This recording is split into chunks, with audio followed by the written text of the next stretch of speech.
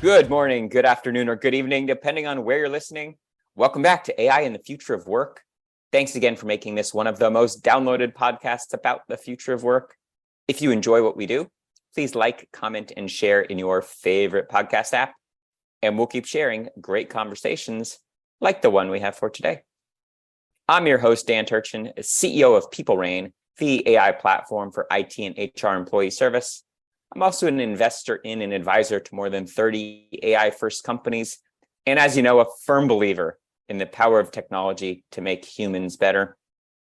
If you're passionate about changing the world with AI, or maybe just looking for your next adventure, let's talk. We learn from AI thought leaders weekly on this show, and of course, the added bonus is you get one AI fun fact each week. Today's fun fact from an article titled Why Meta's Latest Large Language Model Survived Only 3 Days Online by Will Douglas Heaven in the MIT Technology Review. We learned that Meta, the company formerly known as Facebook, failed trying to help scientists. Its large language model, or LLM, called Galactica, was designed to summarize academic papers and even solve math problems. Instead, it was used to demonstrate how big tech has a big blind spot when it comes to understanding how easy it is to exploit LLMs to spew hate and provide false or misleading information.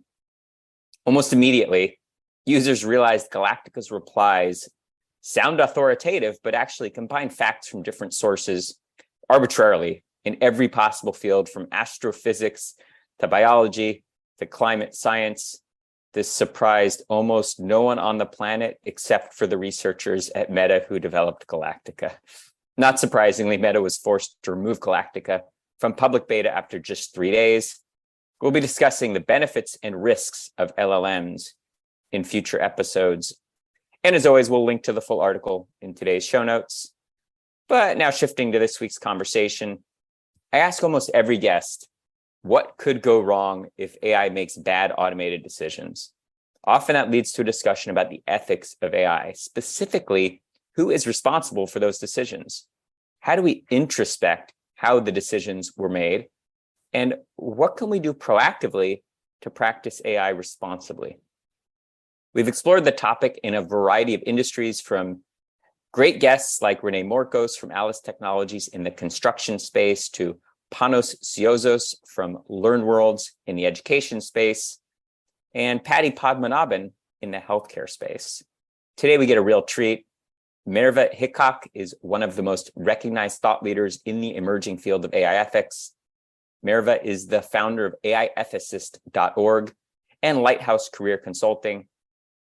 Her work is at the intersection of AI and data ethics, along with social justice and DEI, policy and regulation. Merve was recently listed among the top 100 most brilliant women in AI ethics. And in the past, she lectured at the University of Michigan's School of Information on Data Science Ethics. Merve's at the forefront of this emerging field that will define how we live and work for the next many decades. I've really been looking forward to this one. And without further ado, Merve, it is my pleasure to welcome you to the podcast. Let's get started by maybe having you share a little bit more about your background and how you got into this space. Thank you so much, Dan, for that introduction, as well as having me on the show. It is definitely an interesting space to be in. My journey started as actually an HR practitioner who was working for Bank of America Merrill Lynch, responsible for almost 27 countries at the time. And I was responsible for our recruitment technologies, DE&I initiatives in that space.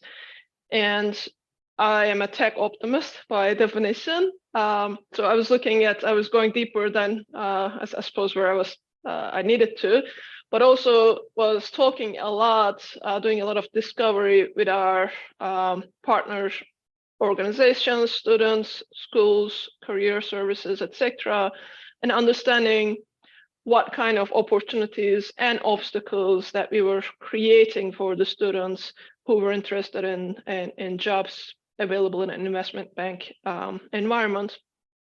A lot of those conversations, as well as my research into technology, opened up my eyes to what can go wrong. and how we, especially issues like bias and discrimination in the systems, unintended discrimination, and governance started popping up for me. So I started going deeper down the rabbit hole of research. And what that led to was me eventually leaving the corporate world, founding AIethicist.org, and focusing on the wider implications. Obviously, HR is still a huge topic for me, special place in my heart and in my work. But I started looking at the wider implications of AI systems, algorithmic systems on, as you mentioned, on social justice, inclusion, fundamental rights, and rule of law. So I do consulting and capacity building with AIethicist.org around those topics. I'm also the research director at Center for AI and Digital Policy, where we provide education on AI regulations, AI policy to civil society advocates, AI policy enthusiasts, as well as AI policy practitioners around the world.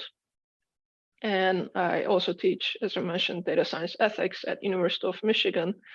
So multiple hats. It feels like I'm thinking and working on this 24/7, but it definitely is a very interesting place to be in. So this emerging field of AI ethics is, I'd say, a combination of a number of different topics. And I think the best summary of what those topics are, that I've seen at least, is the way you've structured your website, AIethicist.org. It's not just a plug for the website, but genuinely, I think it's a good way to frame the key concepts around AI ethics. As an expert, how would you say the conversation around this emerging field has changed over, say, the last year? Well, a few years ago, when you were talking about AI bias and possible discrimination, issues of social justice, that was still a smaller group of people discussing these concerns. And there were a lot of conversations about principles, like what should we prioritize, etc.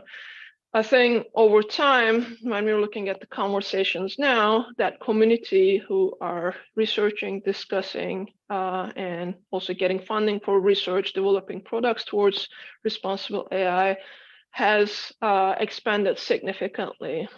I think we have hit that points where this is becoming now more mainstream, and organizations are also understanding the importance of this. So there is both research as well as or organizational investment in this. And I think we're now looking at the conversation has shifted from, oh my God, something is happening, to, oh my God, something is happening. What do we do about this? Like, how do we avoid this? How do we assess it, etc.? So we're taping this in November of 2022, and just last month, the White House Office of Science and Technology Policy came forward with a blueprint for an AI Bill of Rights. In your perspective, why now? And what are we hoping that the blueprint for the AI Bill of Rights achieves? Well, the call for the blueprint of AI Bill of Rights was actually announced last year, right? So around October last year, November last year, the then director and the assistant director of White House OSTP, Office of Science and Technology Policy, had a very long article calling for all those interested in the topics of AI infringements or impact on civil rights, fundamental rights, rule of law, democratic values, etc., and ask people to contribute to this process. And then the blueprint is a result of that process, the first call, and what happened in between. And it is something towards, it is a development, policy development, and a shift in understanding in the administration as well, from one administration to another, rather, of how much importance we should place in terms of responsible AI and trustworthy AI. how this should be embedded in policies, but also if you're looking at the grand scheme of things, what's happening around the world in terms of national AI strategies and policy frameworks, etc., it comes a bit later than the rest of the developed countries, etc. We now have more than 60 countries who have published their national AI strategies. In US, there is no unified AI strategy, national AI strategy. There are disparate parts. I think of the blueprint as a really great step towards that strategy, but it really needs implementation and follow up, like the agencies as well as the federal government picking it up and moving it forward. On this podcast a few weeks back, we had a guest who's a professor of computer science and an early pioneer in neural nets named Jonathan Frankel. And I challenged him. I said, I think the AI Bill of Rights is what politicians do when they know something's important, and they kind of pontificate and put together a bunch of words that won't necessarily translate into action. And I feel like there's a sense of urgency in the community to collaborate and communicate what the principles of responsible AI are, that requires a greater sense of urgency than what I saw in the Bill of Rights. And he pushed back. He's done some work with Georgetown and various policy and regulation. He said, yes, but everything starts with a perspective, and this is basically a perspective. What do you think about, does it go far enough? Is it the right starting point? How should we think about what role that blueprint for the AI Bill of Rights will, what role will it play in the coming years? It's definitely a great start, but it is a start, right? It cannot hold by itself without implementation of those principles and the recommendations. That's what I was underlining, the importance of that implementation by federal government and the agencies. If not, it only sits as another principle document that every country, every organization, every company starts putting out there. However, the importance is that this is coming from the top office. So it's coming from the top office in the executive branch. It required coordination and collaboration from different agencies for this document to come together. It definitely sets some expectations, for future expectations from these agencies now, although it says non-binding. And although there are caveats or disclosures, rather at the very beginning, a rather long disclosure that this is not national AI policy or the official policy, etc. It actually aligns with what the administration is doing in other fora. To a certain extent, it also carries out from the previous executive order from the previous administration, 13960 on trustworthy AI. I think, like I said, it is a great step in the right direction, and we need to recognize where it is coming from and what kind of expectations it will set. It definitely needs to, we will see the action, what the agencies do about this now in the future. Before exploring some of the concepts further, in your own words, what was laid out, these 5 principles in the blueprint for the AI Bill of Rights, how would you summarize what it contains? Well, for me, the most important thing was it was not just a set of principles. We need to respect privacy, we need to non-discriminate, etc. The underlying themes were fundamental rights and democratic values.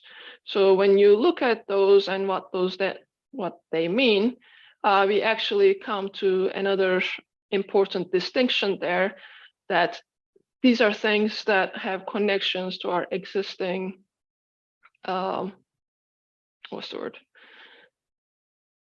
existing regulations, like civil rights regulations and anti-discrimination laws and some of the protections that we have around non-discrimination in employment, housing, credit, etc. So we need to remember that these are already not sitting by themselves, right?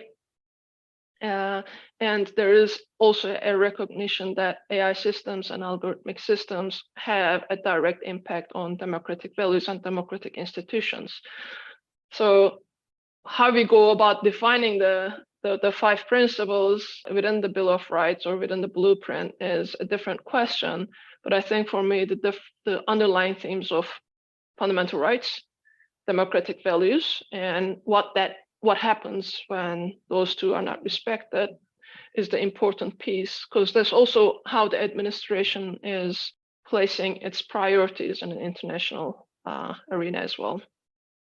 One of the challenges when we talk about exercising responsible AI with various guests, I mentioned a few of them in the opening on this podcast, is that everybody who ultimately is responsible for introducing bias and, just for lack of a better word, bad automated decisions can credibly deny culpability.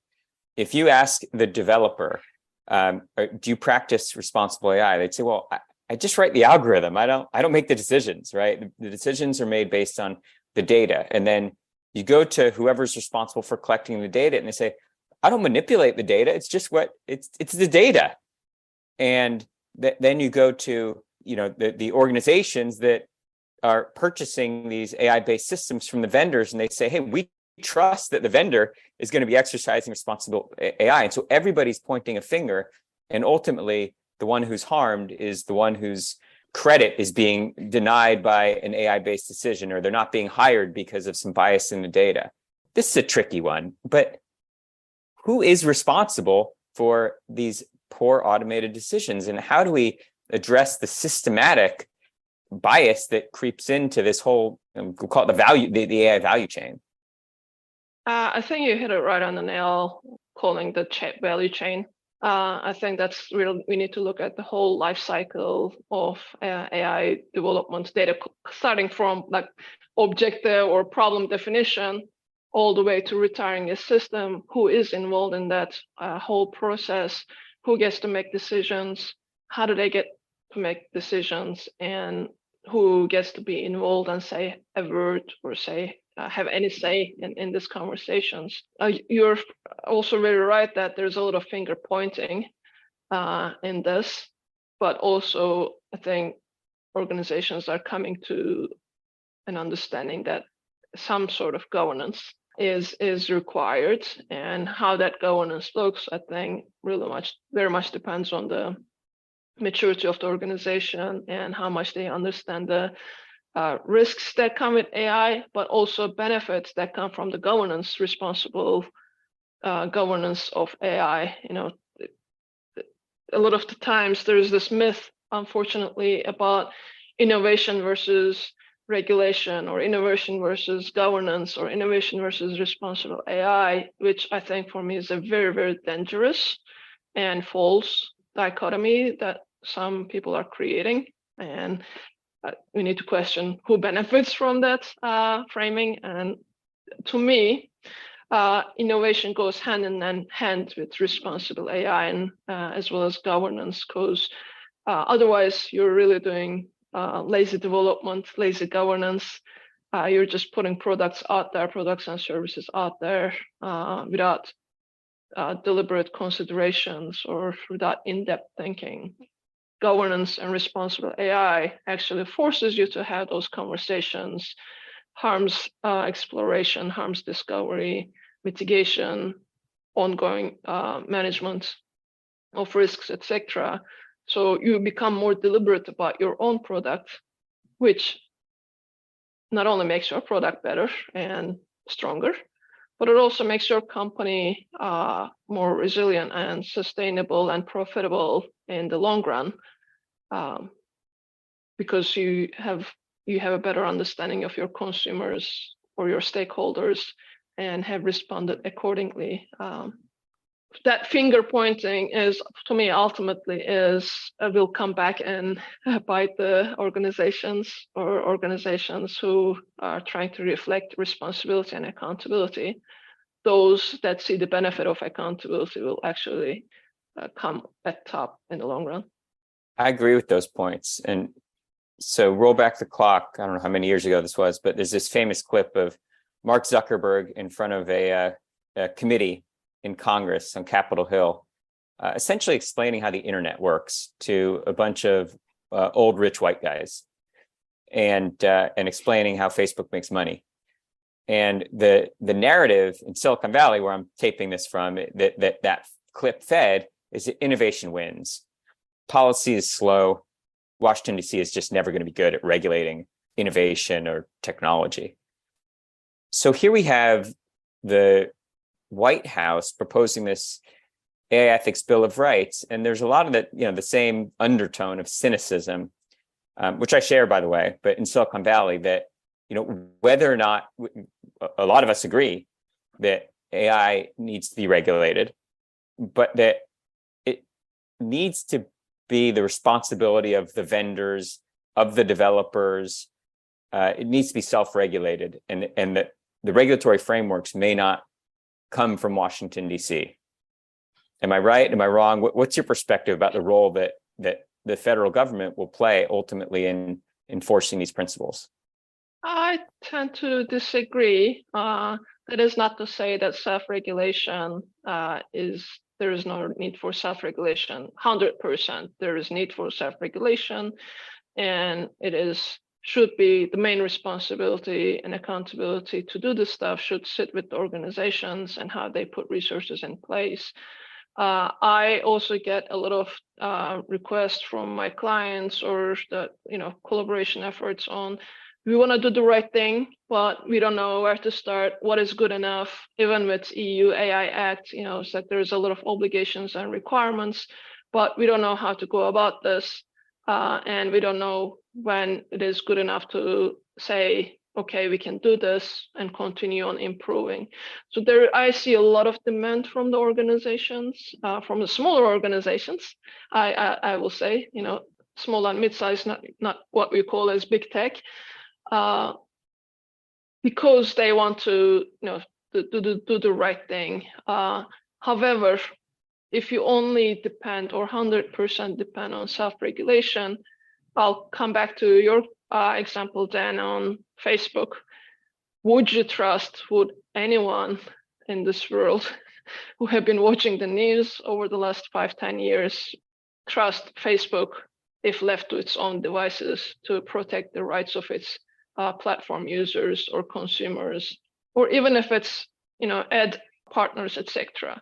So I think there is definitely the regulations and hard regulation and self-regulation and all the other soft, as we call soft laws, standards, benchmarks, etc. They all go hand in hand. It's never one or the other. You cannot solely depend on regulations either. So there's that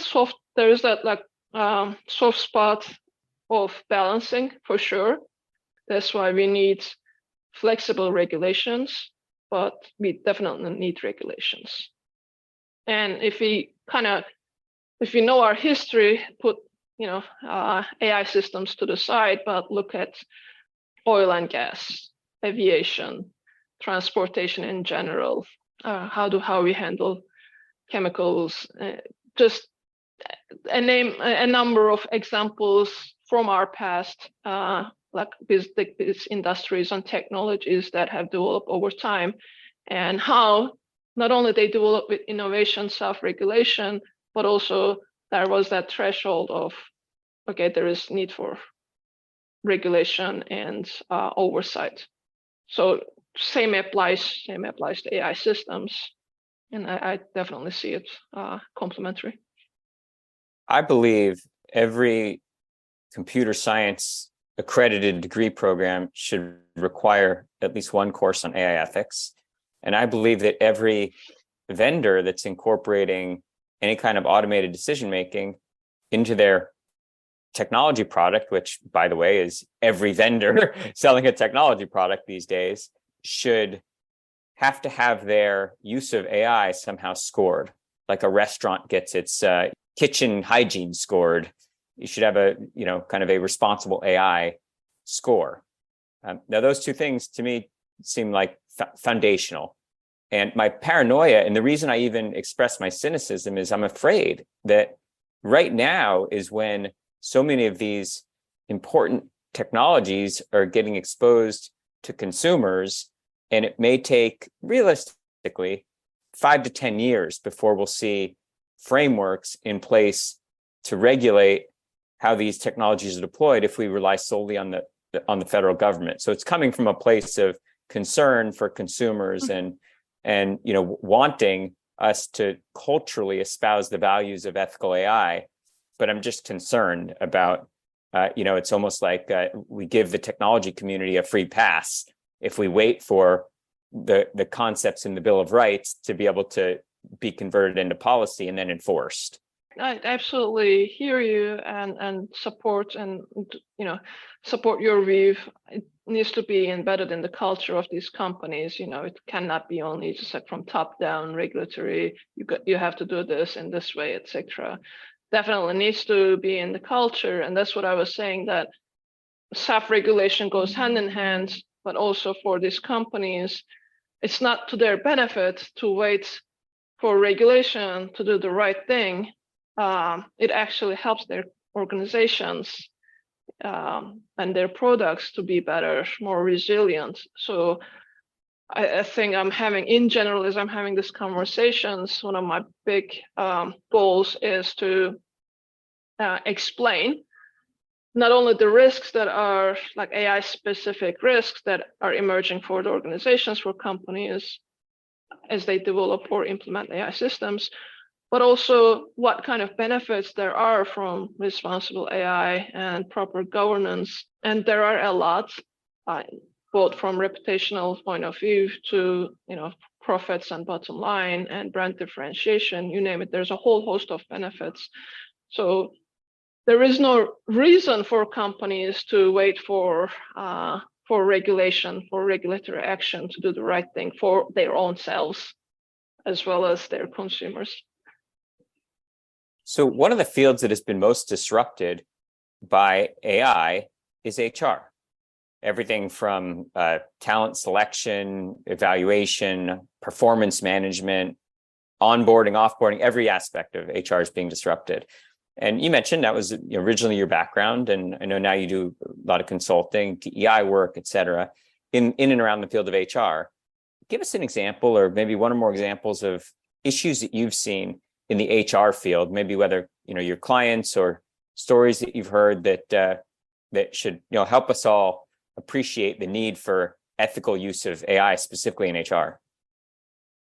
Well, one of the biggest problems is not having a lot of the companies or HR or procurement functions not having enough capacity to do proper due diligence as they're assessing these technologies before they bring in, right? A lot of the times you're looking at efficiency, cost effectiveness, scale, speed. So you're bringing, it looks shiny, everyone else is doing it, you're bringing in without necessarily understanding what that does, what that does to who you're hiring, how you're hiring, and are those the right people? What does that mean for your costs as well as your company culture? We have a lot of research and discussion about how the systems are assessing and selecting or recommending candidates, but we don't have enough research about the actual, like how many of these candidates have stayed, how many of the candidates selected by these AI systems actually got promoted and succeeded, contribute to the organizations, how much diversity that brought in, etc. So yes, you might be cutting down some costs and make it more efficient in terms of processing thousands of applications that you might be getting. But whether you have the return on your investment in the long run is still an open question. So one of the big questions is, does this actually work? Does it actually, one way or another, the system is going to give you some recommendations, right? However, are those the best recommendations or good recommendations even, let alone the best? That there's still questions that we have not answered. And I see a number of companies, unfortunately, bringing this as a way to diversify their workforce and bringing in different perspectives, different experiences, etc. But not understanding that not all, but some of these systems actually drive you towards homogenization and not actually are working towards selecting or recommending diverse candidates with diverse experiences, competencies, aspirations. You're just replicating what you already have in the organization most of the time. And if that's great, if your organization is already very diverse, but if it's not, you're just replicating more of the same of what you have. And eventually, in the longer run, that actually means that you are homogenizing your organization rather than diversifying it. We've been talking about the US AI Bill of Rights proposed by the White House. And oftentimes the problem that we have in this country is that we do a lot of navel gazing and ignore the fact that there's a lot of innovation and discussion and dialogue, specifically in the field of AI ethics, that doesn't originate here in the United States. Can you share just any kind of a more global perspective? Are we ahead, behind? What are the best in the world doing that maybe we in the United States could learn from? Absolutely. So some of the AI policy frameworks, so Bill of Rights is one that drives some of the innovation as well as the policy approaches. But we're also looking at EU AI Act, Council of Europe's possible AI convention that would be relevant for states themselves. We're looking at OECD, although US has been a great contributor to the development of OECD AI principles back in the time. We are not necessarily seeing the implementation of this to the same degree in the US. And then I think one of the biggest frameworks is available right now is UNESCO recommendations on AI ethics, which has been adopted by 193 countries around the world. One of the handful that have not adopted it is United States. So there's a very extensive document on recommendations on AI ethics, how to build and govern systems in a responsible way, not only for individuals, society, but also for the environment. For example, it's pretty extensive, inclusive. 193 countries agreed upon it, including China. That is usually, for example, if you put China to another bucket when we talk about responsible AI. However, we have United States who has not adopted it, is not a member, and is missing out on this amazing opportunity to not only impact such policy frameworks, but also show leadership in such. Between the executive orders and Bill of Rights, etc., another goal of United States government is to be a leader in the world in terms of developing and using AI systems in a trustworthy manner, like develop and use trustworthy AI systems. That requires leadership to be involved in these conversations. It requires leadership in implementation of these principles and best practices. Yet we're not seeing that in action, and we tend to prioritize company profitability over consumer or citizen or societal rights. I know it feels like we're really just getting started. This is a very important conversation, but we are about out of time, but I'm not letting you off the hot seat without answering one last question for me. So let's say we're back having a version of this conversation in a decade. It's the end of 2032. How has the dialogue evolved? One of my moonshot dreams that I share, one of my ideal world scenarios on responsible AI, not to mention that it's weird that I have a ideal for responsible AI in my head, but that we have, to your point, that this has become part of the culture, like work culture, whether you're a developer or a salesperson or a HR person, board of directors, that you are naturally thinking of the impacts and implications, not only on the consumers, but on your organization as well. And you are naturally doing this, have embedded this in your organization. And we don't need the conversation. We're not coming back to this innovation versus regulation conversation, that we actually respect fundamental rights. We actually move beyond regulation, and we actually respect the people that we serve and benefit from at the end of the day. So that's my ideal scenario, and hopefully in a decade we're in a better space in terms of at least for AI products, but hope is eternal, right? Brilliant answer. And I hope that in a decade we have an opportunity. We'll have you back on the show, maybe sooner than a decade, but we'll get to see how we're doing as a community. How does that sound to you? Sounds good. I'm marking it in my calendar. You and me both. Well, Merve, where can we learn more about you and your work? You've actually had a great plug at the beginning. It's aiethicist.org. That platform was actually born out of my own frustration when I first came into AI ethics and responsible AI. So I wanted to create a platform and a repository, curated repository on all things related to AI ethics, responsible AI. And I update that site on a regular basis.